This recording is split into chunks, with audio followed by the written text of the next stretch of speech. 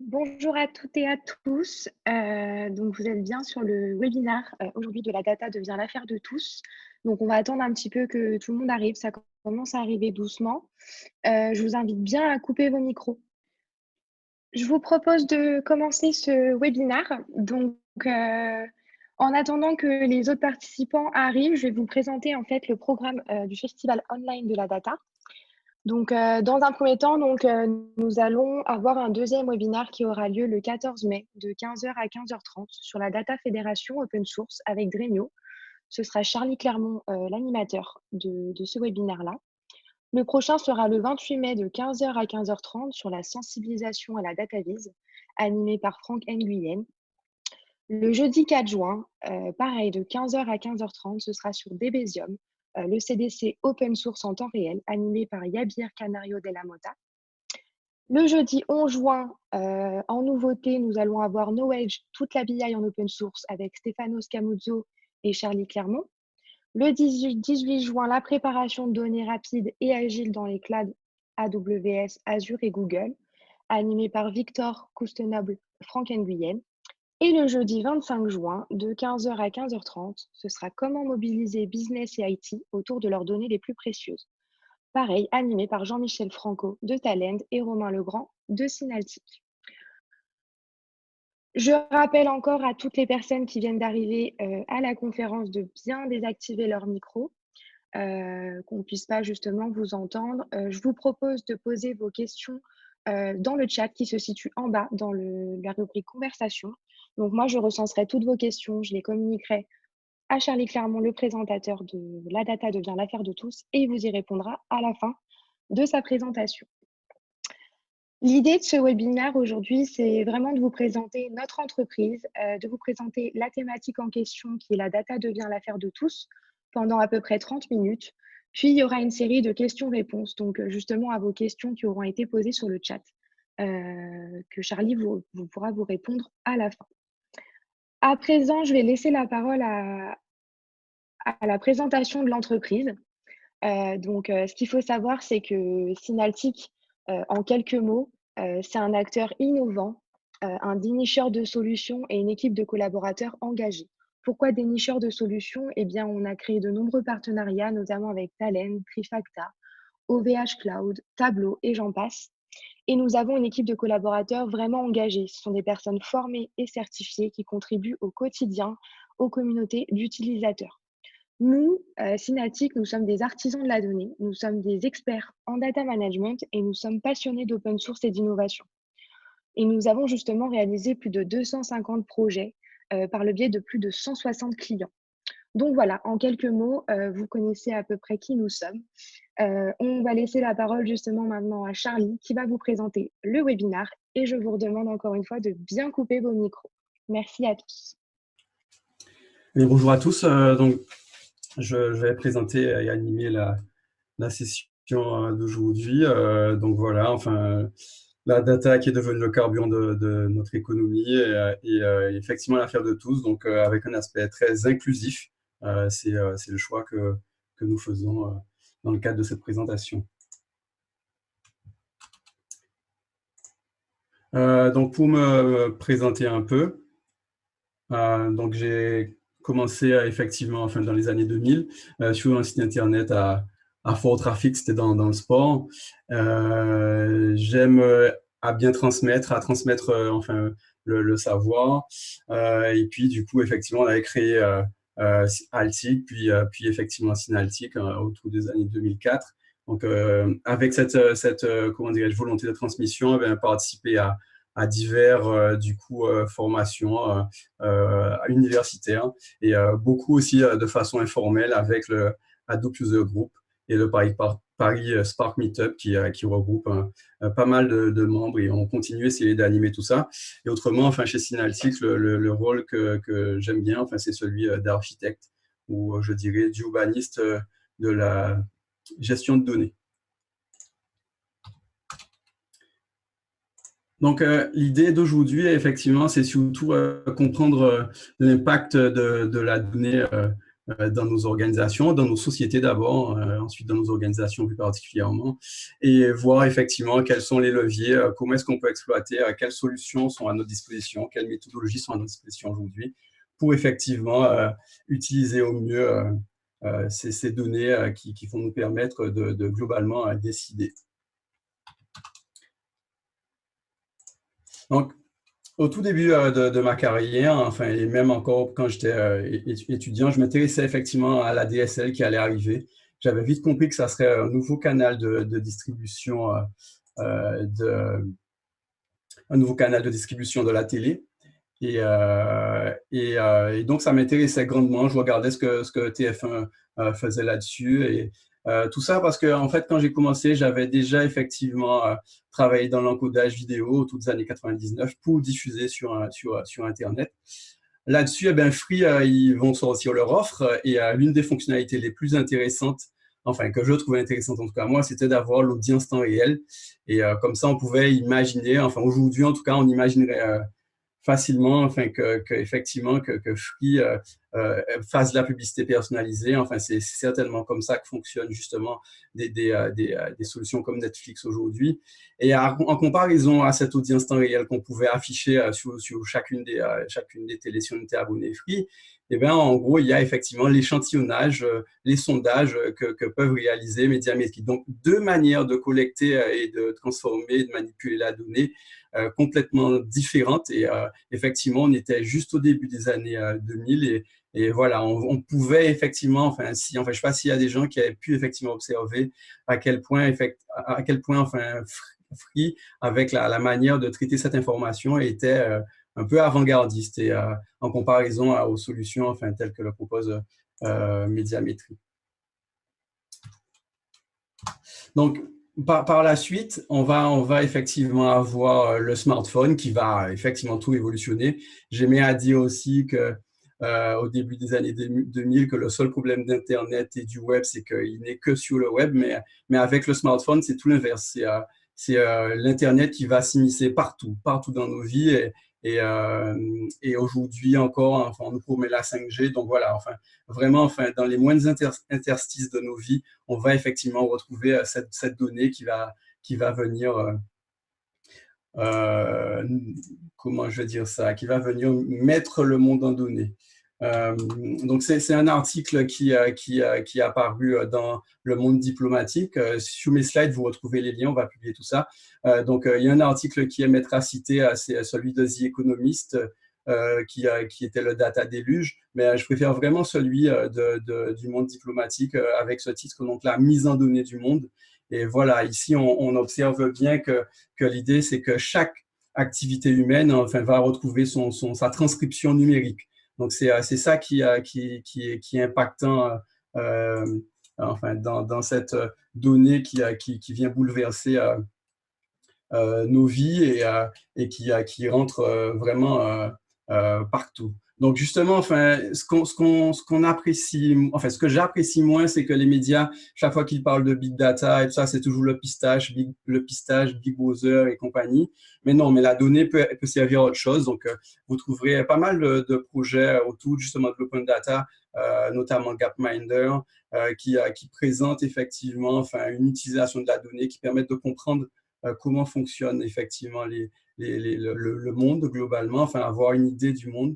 Et il y a d'autres sites internet tels que Atlas qui effectivement enfin, permettent de comprendre que la donnée, elle peut servir au bien, on dira ça comme ça. Data for good. Donc, justement, c'est bien comme ça que les autorités et les différents gouvernements ont pu effectivement exploiter cette donnée avec les scientifiques pour effectivement enfin, combattre ou en tout cas aider aussi le grand public à comprendre comment enfin, évoluait la maladie du Covid. Donc voilà, la donnée est utile aussi à nos sociétés. Dans les organisations, par contre, et ben, justement, cette donnée, elle aura pris de plus en plus de place. On aura effectivement démarré avec des données qui étaient de l'ordre assez minces, Donc, on observait les ventes, les paiements, ce genre de choses. Et effectivement, au fur et à mesure des années, eh ben, on va aller dans une relation de plus en plus fine avec les, euh, les, euh, les clients. Typiquement, aujourd'hui, effectivement, enfin, avec le téléphone mobile, toujours, on va être en contact un peu plus permanent et on va récupérer toutes ces données-là.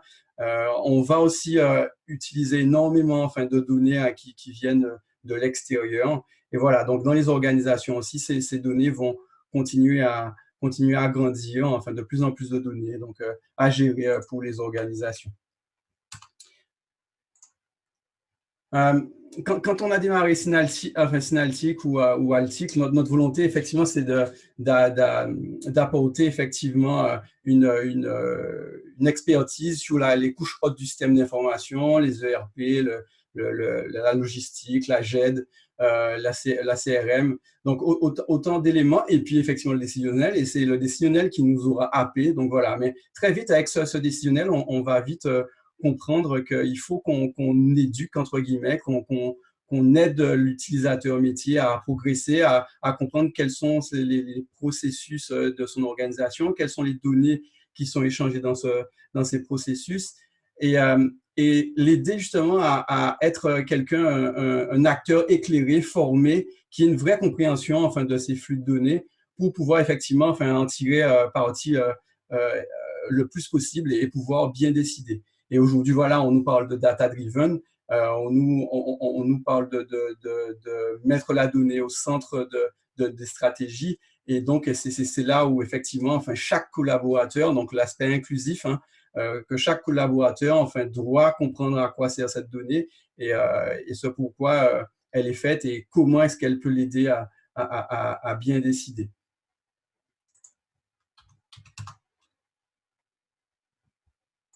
Alors, une notion qui est aussi toute importante, c'est qu'aucune entreprise aujourd'hui ne fonctionne seule dans son coin. Elle travaille avec des partenaires, avec des fournisseurs, des clients, elle externalise une partie de ses processus. Donc voilà, là encore, enfin, tout ça est possible parce qu'on a effectivement l'échange de données. Donc, c'est aussi un point qui est à mettre en exergue pour dire, là encore, les organisations sont impactées par ces échanges de plus en plus importants avec leur écosystème et donc fonctionner donc en entreprise enfin, étendue. Et justement, enfin, ça nous repositionne aussi le caractère hétérogène de la donnée, puisque le fait de l'échanger avec l'extérieur fait qu'elle n'est pas au même format, elle n'a pas la même granularité, elle n'est pas toujours de bonne qualité. Donc, voilà, enfin, ici encore, on voit que en plus, effectivement, enfin, du mobile, en plus de tout ça, enfin, il y a aussi ces échanges de plus en plus grandissants avec l'écosystème qui fait que justement l'entreprise et les organisations sont bien au centre d'un changement enfin, de paradigme où la donnée vient au centre après, effectivement, enfin, d'autres périodes de l'informatique où ça avait été l'infrastructure, ça avait été les logiciels, le service, et maintenant, c'est vraiment la donnée qui est au centre. En même temps, les organisations sont particulièrement enfin, bouleversées puisque voilà, il y a eu des nouveaux, comment dirais-je, il y a eu les millennials, il y a eu les générations X, Y, mais voilà, enfin tout ça bouge et les organisations doivent en même temps enfin, intégrer ces nouvelles personnes. Donc voilà, il y a aussi l'innovation finalement, elle n'est pas que technique, elle est aussi managériale. Donc comment gérer tout ça? Donc là, voilà, enfin, les solutions collaboratives, ici encore, les données vont être collectées pour savoir enfin, comment on va, des bâtiments, enfin, des solutions pour gérer les bâtiments qui accueillent les collaborateurs. Voilà, on passe peut-être aussi à une organisation un peu plus proactive que réactive.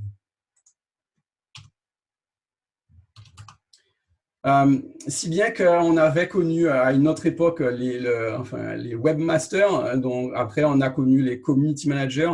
Aujourd'hui, on va parler de métiers effectivement qui s'orientent plus autour de la donnée. Plus récemment, on avait parlé du data scientist avec le métier du 21e siècle.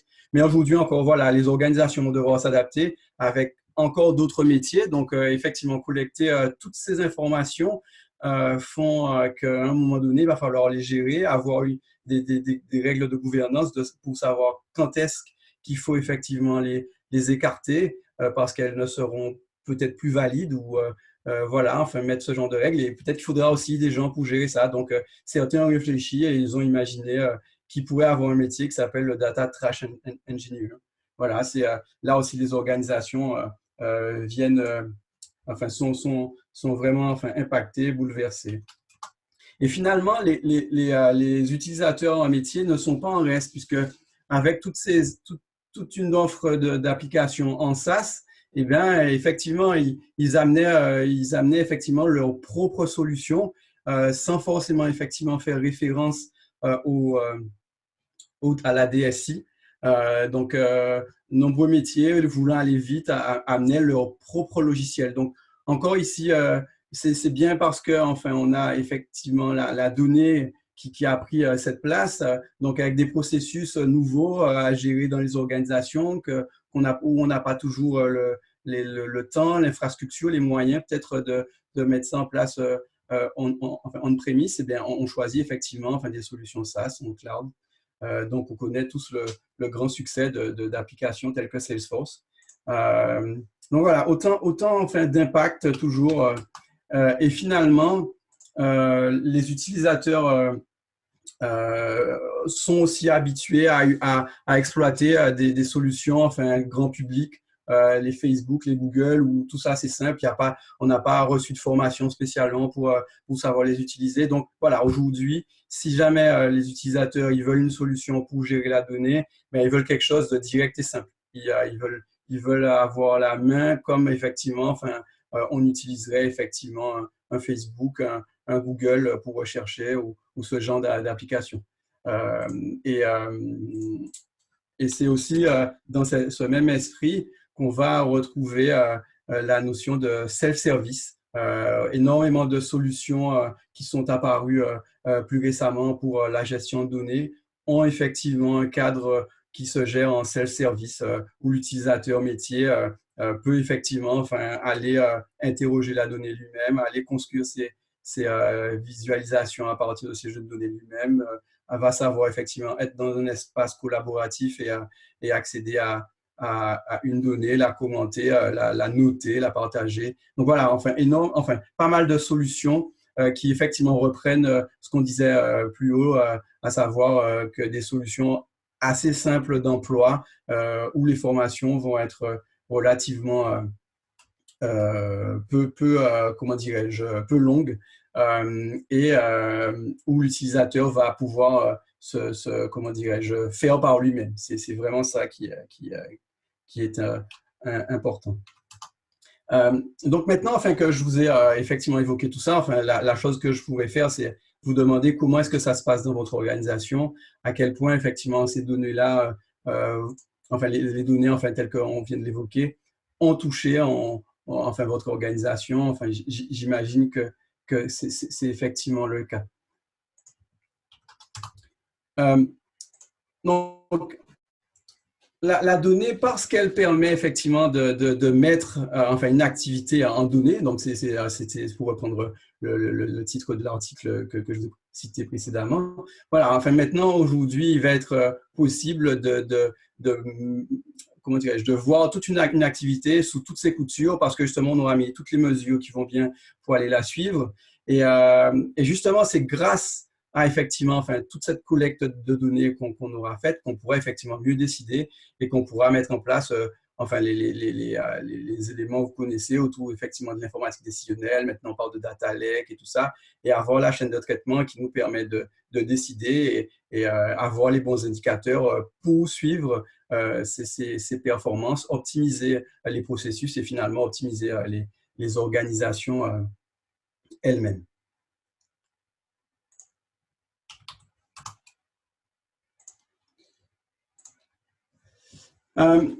Eh bien, si bien qu'avec toutes ces données, il va être très important enfin, de finalement d'établir une certaine gouvernance de cette donnée.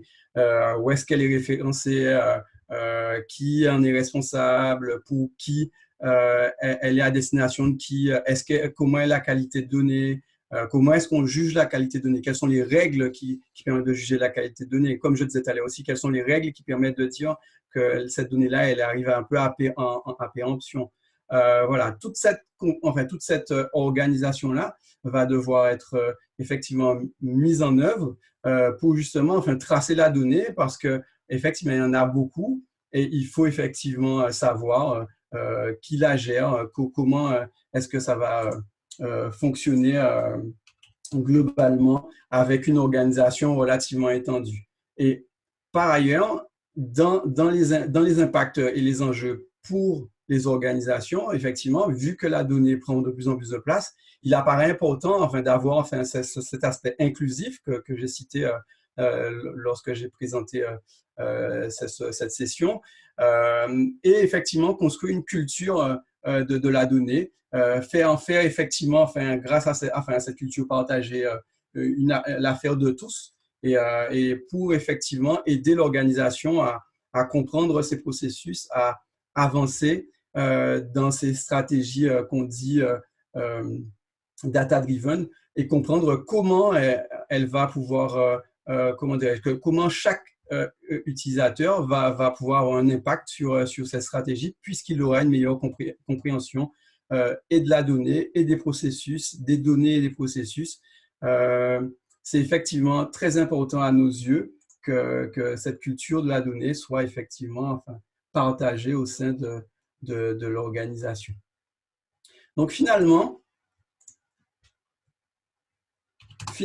on va effectivement avec, comment dirais-je, toute cette culture de la donnée, cette gouvernance, les indicateurs, eh bien chaque entreprise va finalement pouvoir se situer dans une certaine maturité par rapport à cette donnée. Et on pense ici principalement aux aspects analytiques et décisionnels, puisque effectivement, le fait d'organiser ces données, les gouverner, on va d'abord peut-être mettre en place des analyses que je qualifierais de descriptives, avant de passer peut-être au prédictif et ce genre de modèles.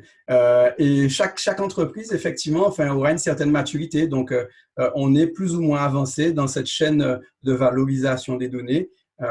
Et c'est comme ça qu'on va peut-être pouvoir envisager du machine learning avec effectivement des problématiques. Voilà, on sait qu'aujourd'hui, certaines organisations vont effectivement avoir des algorithmes à la fois peut-être pour faire de la recommandation d'achat, faire comment dirais-je, de la réparation, avoir des algorithmes pour prévoir les pannes, faire de la détection de fraude, de l'automatisation de rédaction. Donc, c'est des choses qu'on a pu voir et qui existent. Et effectivement, ce qui est quand même important, c'est bien sûr d'avoir collecté cette donnée, puisque sans donnée et une donnée assez volumineuse, il sera quand même très difficile de mettre en place ce type d'algorithme, puisque on n'aurait qu'une partie ou qu'un échantillon d'une activité et ça ne serait pas assez représentatif pour construire effectivement des réponses comment dirais-je, automatisées. Donc voilà, on est passé de cette donnée qui était comment dirais-je, descriptive, puis effectivement essayer de faire un peu d'analyse un peu poussée avec, je pense, de l'OLAP et tout ça, qui revient peut-être un peu au bout du jour, pour effectivement accéder aujourd'hui à d'autres choses comme effectivement le machine learning. Donc voilà, on a passé à différents enjeux qui étaient comment dirais-je, qui font partie de comment dirais-je, de ce qui est identifiable aujourd'hui autour de la donnée, avec les impacts sur les organisations. Et justement, après, on va peut-être descendre de niveau. Donc, qu'est-ce qu'il faudrait mettre en place? Comment est-ce que chaque collaborateur peut apprécier, comment dirais-je, cet impact et avec quels outils, comment est-ce qu'on peut effectivement aider les collaborateurs à cheminer enfin, dans ces nouveaux, enfin, avec ces nouveaux enjeux. Donc, pour nous, l'une des premières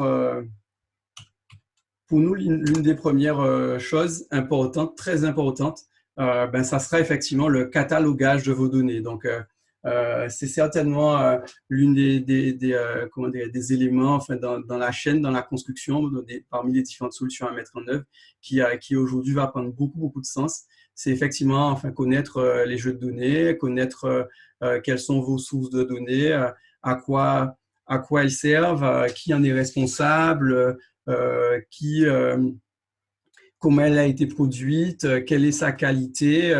Et ce qui va être très important au-delà de cet aspect référentiel, c'est avoir effectivement enfin, un accès à tous ces jeux de données, donc, qui sont aussi bien aujourd'hui les jeux de données produits directement à partir de vos systèmes opérationnels, qui vont aller taper dans votre système décisionnel si vous en avez, dans les data lakes, dans des données qui vous seraient partagées par l'extérieur. Mais voilà, il faut qu'il y ait ce point d'entrée unique pour que les utilisateurs métiers, du coup, dans un espace collaboratif, puissent effectivement les retrouver, les noter, les partager, un peu effectivement à la manière d'un Google Doc ou d'un Office 365 où on s'échange des documents. Mais là, effectivement, ça serait autour des jeux de données.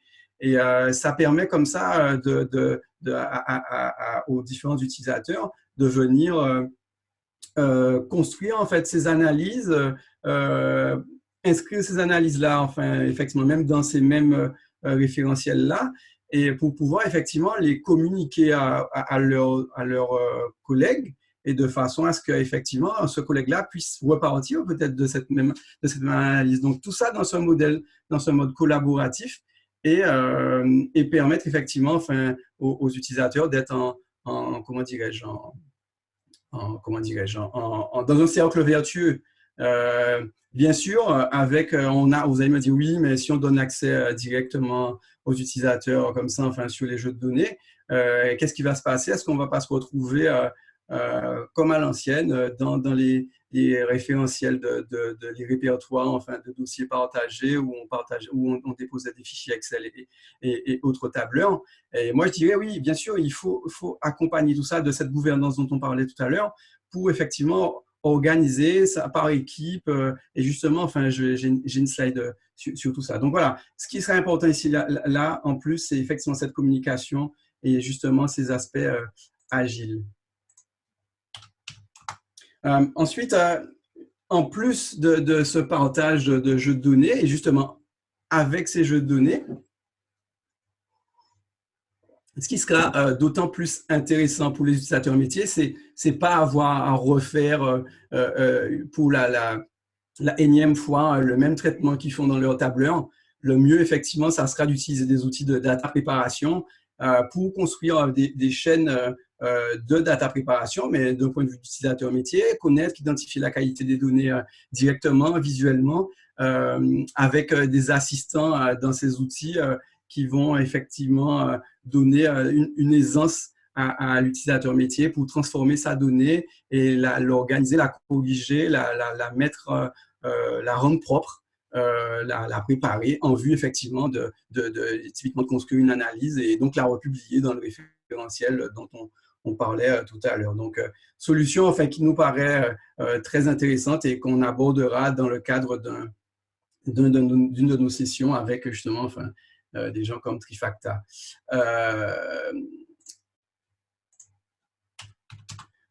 Finalement, on approche de l'exploitation enfin, vraiment de cette donnée avec la construction d'analyses et d'analyses visuelles. Donc, enfin, on ne va pas insister, hein, mais une image vaut bien mieux que long discours. Donc, oui, exploiter en fait, des data viz pour identifier là où il faut améliorer un process, là où une activité va très bien aussi, le mettre en exergue, mais effectivement s'appuyer en fait, sur ces nouvelles formes de représentation pour pas effectivement avoir des fichiers de tableurs ou de tableaux qui sont parfois illisibles, où on a du mal à identifier où est-ce que le bas blesse, à moins de se plonger avec nos petites loupes pour aller remanipuler effectivement cette donnée ou faire des calculs. Donc voilà, on n'est plus dans l'utilisation, la consommation enfin, de cette donnée. On est dans effectivement une réanalyse et tout. C'est pas pareil que d'avoir une data vise qui va effectivement mettre en exergue, identifier tout de suite là où l'activité va pas bien. Voilà, justement, on arrive à une des choses qui sera très, très importante ici, c'est mettre en place cette organisation pour gouverner la donnée. Donc, avec effectivement distinguer vos différents, comment dirais-je, business units ou vos différents comment dirais-je, départements, directions, services. Ah, je vois que voilà, enfin, dans ce schéma, voilà, enfin, on va identifier peut-être un conseil pour gouverner la donnée. On va effectivement avoir des analystes qui seront distribués dans les différents comment dirais-je, services ou départements. Un rôle qui sera donc très important, c'est le data stewardship, donc qui permettra de aider à ériger et aider à faire respecter les règles que l'on aura, comment dirais-je, construites et qu'on aura émises pour effectivement manipuler ces données, les partager. Mais il ne faut pas non plus chercher à faire des choses complexes. Il faut rester simple, rester agile. OK, gérer des petites équipes, ça paraît plus intéressant que de partir dans des choses enfin trop complexes. Et surtout, enfin, ce qui est important aussi, c'est l'échange. Si vous mettez en place ces choses-là, enfin, ce qui va vraiment, vraiment être important, c'est rester, comment dirais-je, simple, favoriser l'échange au quotidien entre les équipes qui ont été montées pour effectivement partager. Alors, on peut le faire avec ou sans outils, avec des outils comme ceux qu'ont les référentiels, le catalogage de données. Donc, il y a différents acteurs qui proposent effectivement aujourd'hui ce genre de solutions. Donc, ce sera évoqué dans nos prochaines sessions, justement, avec à la fois de la data fédération avec Dremio, à la fois effectivement avec peut-être Trifacta aussi, et même Talent qui sort une nouvelle approche sur la partie avec ce qu'ils ont appelé la data inventory. Donc voilà, autant d'outils qui vont permettre de favoriser cette collaboration, cette gouvernance autour des données, des jeux de données. C'est ici pour nous l'une des nouvelles, comment dirais-je, nouvel axe que va vraiment devoir embrasser les organisations pour gérer effectivement enfin, ces données qui sont bien plus importantes que celles qu'on consolidait à une autre époque ou encore aujourd'hui dans les data warehouses. Enfin, puisqu'il va falloir qu'on arrive un peu à la fin de cette session. Donc, ouais, finalement, un nouveau courant est apparu ces derniers temps. C'est toujours ce qu'on a appelé Data Ops, effectivement, comment dire, avec une connotation des DevOps qui était apparu plus récemment. Ce qui est important pour nous ici, c'est que les organisations aient bien noté que désormais, enfin, je pense qu'on ne peut pas passer trop à côté, mais qu'on ait effectivement ce cloud, ou dire autrement, cette informatique à la demande. Aujourd'hui, je préfère plus parler d'informatique dynamique, puisque on veut passer à l'échelle, on veut réduire avec le COVID ou ce genre de manifestations, d'événements, on voit bien qu'il faut effectivement que son informatique il puisse décroître, enfin, donc dynamique et non pas juste que le mot à la demande. Et les données, enfin, ils vont rentrer dans ces mêmes principes, sachant que justement avec la notion de DevOps qui était liée au logiciel, qui était sur le cycle de vie des logiciels, on va être dans une granularité vraiment autre pour la donnée et avec effectivement la possibilité de versionner ces données. Donc, il va effectivement maintenant s'agir d'industrialiser enfin, tous ces processus, tous ces traitements au-delà enfin, d'une orchestration simple telle qu'on l'avait pu juste ici le voir, puisqu'il va être très important qu'on puisse effectivement bien mieux tester comment dirais-je, ces traitements autour de la donnée. Ce qu'on ne fait pas assez justement dans nos process ETL, on fait encore beaucoup trop de choses à la main et c'est exactement pareil aussi au niveau de la construction de reporting, de tableau de bord. Donc voilà, il faut mettre des tests dans tout ça. Par rapport à effectivement enfin, la livraison de logiciels, ici au niveau des données, on a deux autres choses, enfin trois autres même éléments importants, c'est de l'orchestration. Donc effectivement, il faut aussi qu'on livre la planification, les dépendances de tous ces traitements qu'on va avoir à faire. Donc ça aussi, ça va avoir besoin d'être testé. Et aussi, une chose qui va être importante, ça va être de versionner la donnée. Alors ça, pareil, hein, les gens enfin, se diraient, oui, attends, vous racontez quoi? Versionner une donnée? Oui, oui, enfin, on versionne nos données. C'est ce qu'on fait enfin, typiquement tous les jours parce qu'on va demander à exécuter un traitement à fréquence régulière, toutes les heures, tous les jours, tous les mois. Donc voilà, on empile les données en couches. C'est bien ce qu'on fait déjà, on versionne déjà la donnée. Donc il est important qu'on l'ait bien en tête, puisque ça va faire partie aussi de ce qui est à livrer.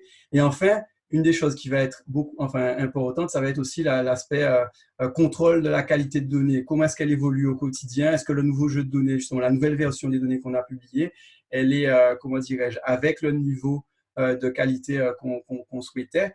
Et ça, tout ça, enfin, tout ce que je viens de dire là, ça va, comment dire, il va être nécessaire de l'automatiser. Donc, avec effectivement, enfin, un courant qu'on a appelé aujourd'hui DataOps. Donc voilà, c'est avec ces infrastructures comment dirais-je, qui nous apportent cette informatique dynamique, et ben, il faut effectivement, enfin, que les traitements eux-mêmes de nos données accèdent à cette, comment dirais-je, informatique dynamique et voilà, entrent dans des process où effectivement, enfin, ils vont pouvoir être scalables. On va pouvoir comment dirais-je, augmenter un nombre de ressources pour effectuer un traitement parce qu'on veut que ça aille plus vite par rapport au fait parce qu'on a plus de données à ce moment-là. Mais en tout cas, voilà, entrer dans des processus beaucoup plus industrialisés qu'on avait effectivement l'habitude. Donc, enfin, il m'avait été de demander quelques exemples hein, pour préciser ce qu'on entendait avec enfin, tout ce qu'on vient de citer. Est-ce qu'on a des exemples de projets où la donnée et l'impact de cette donnée, enfin la gestion de cette donnée correspond à tout ce qu'on vient de raconter. Donc, j'ai trouvé et je vous ai listé deux exemples. Donc, le premier, comment dirais-je, avec comment dirais-je, un important parcours de formation, enfin, qui nous a été demandé en co-construction, donc avec un partenaire sur la formation, où la grande idée était effectivement d'apporter une acculturation effectivement autour de la donnée et pour effectivement revenir aux fondamentaux de cette donnée. Et en même temps, enfin, surtout, ce qui était très important, c'est qu'on accompagne dans le rôle, le nouveau rôle, enfin le fait de faire évoluer certains comment dirais-je, membres des équipes dans leur carrière ou carrément des conversions, hein, et donc autour du rôle de data steward. Donc, aider effectivement ces personnes-là à bien comprendre ce qui était leur rôle pour qu'ils embrassent mieux leur intégration, enfin, ou leur nouveau rôle dans ces équipes. Donc voilà, ça c'est un exemple avec un groupe aéronautique. Et enfin, comment dirais-je, une autre organisation, donc RTE, avec qui on collabore pas mal autour de Dremio, puisque pareil, ils ont la volonté ils espèrent qu'il y aura de plus en plus d'utilisateurs de cet outil-là. Donc, nous, on est intervenu qu'en expertise autour de la solution. Mais en tout cas, voilà, ils ont mis tout en place une architecture qui permet effectivement de bien cataloguer les données, de centraliser effectivement enfin, l'accès à ces données. La donnée est en libre service, donc autant les data scientists que les analystes, que par exemple des data scientists, on va dire, enfin, des gens qui font du data mining, par exemple, avec R vont pouvoir effectivement accéder à la plateforme, identifier les jeux de données, aller trouver qui effectivement est responsable autour de cette donnée-là, demander des explications si toute la documentation fournie n'était pas assez nécessaire. Et ce qui va être très important aussi, enfin, pour RTE là-dessus, c'est d'avoir un suivi de l'exploitation de chacun des jeux de données mis à disposition. Donc voilà, eux, ils ont, enfin, je pense que c'est l'un des acteurs, enfin, en tout cas en France, il y en a d'autres, hein, mais nous, c'est celui-là qu'on connaît et avec qui on a collaboré dans le cadre de son projet, où effectivement, enfin, ils ont effectivement bien, comment dirais-je, mis en place un data lake, le catalogage des données, l'accès centralisé. Voilà, c'était un retour pour montrer voilà, que c'est des choses qui se fait, et c'est des choses qui se fait avec nous aussi. Et c'est pas juste effectivement comment dirais-je, des propos rapportés comme ça. Donc voilà, donc on va terminer. Ici, voilà, enfin juste, je vous reliste hein, ce qu'on aura vu. Donc voilà, des nouveaux enjeux autour de cette donnée. Donc auxquels doivent répondre les organisations. Donc, une culture, une gouvernance donnée, la donnée en libre enfin, la donnée ou les données en libre service, accompagnées par cette gouvernance, et des enjeux un peu plus technologiques avec effectivement toujours le cloud et tout ce qui s'ensuit. Aujourd'hui, on parle aussi beaucoup de streaming. Et du point de vue de la donnée, enfin, ce qui va vraiment être important technologiquement parlant, c'est l'industrialisation de cette chaîne autour de la donnée.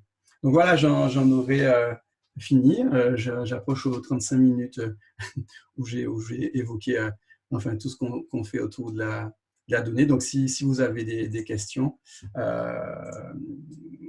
on peut effectivement en prendre.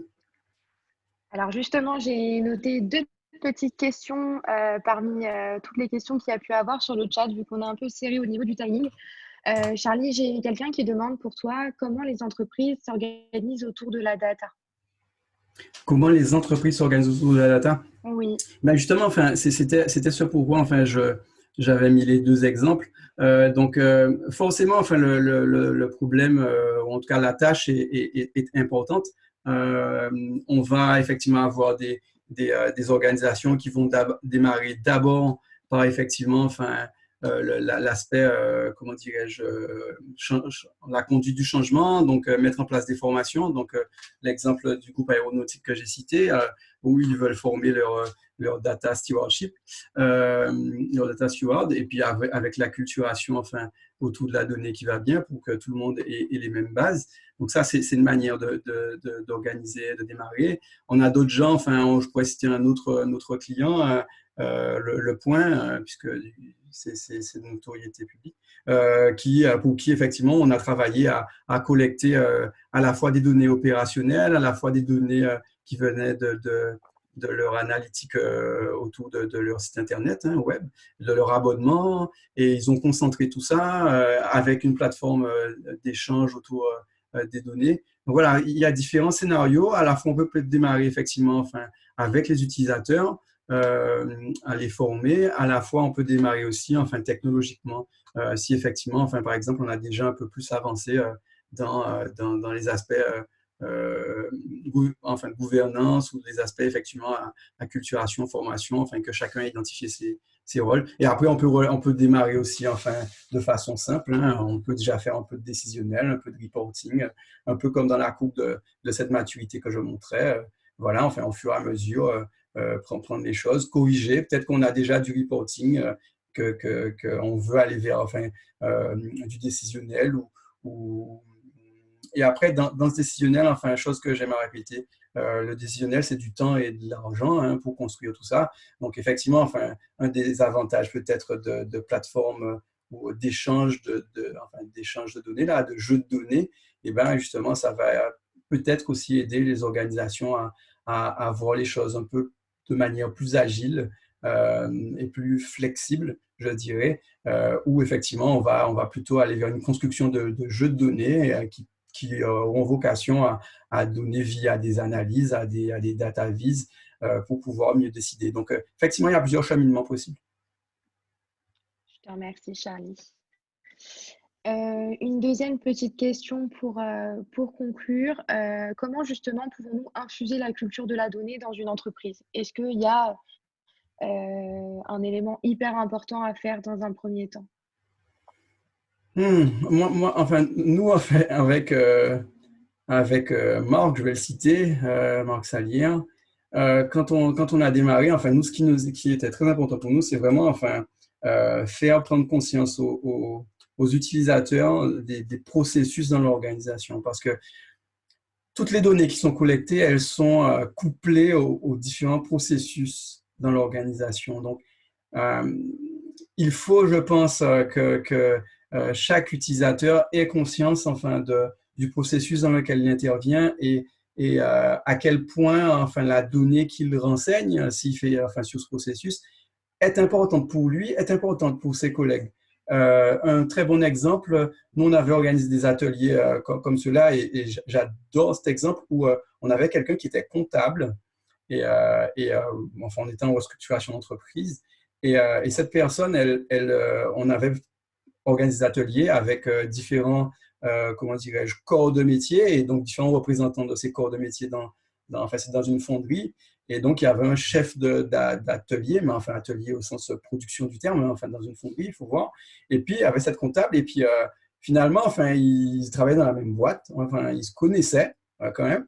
Mais par contre, enfin, ni l'un ni l'autre ne savaient vraiment, enfin, comment travaillaient l'un et l'autre. Et ni l'un ni l'autre ne connaissaient les impacts comment dirais-je, de son travail au quotidien et des données finalement, enfin, sur son processus au quotidien par rapport au processus qui était le même. Enfin, par exemple, les achats, ben, cette personne comment dirais-je, dans l'atelier, ben, intervenait dans le processus achat pour définir effectivement, enfin, aider au calcul des besoins pour la fabrication.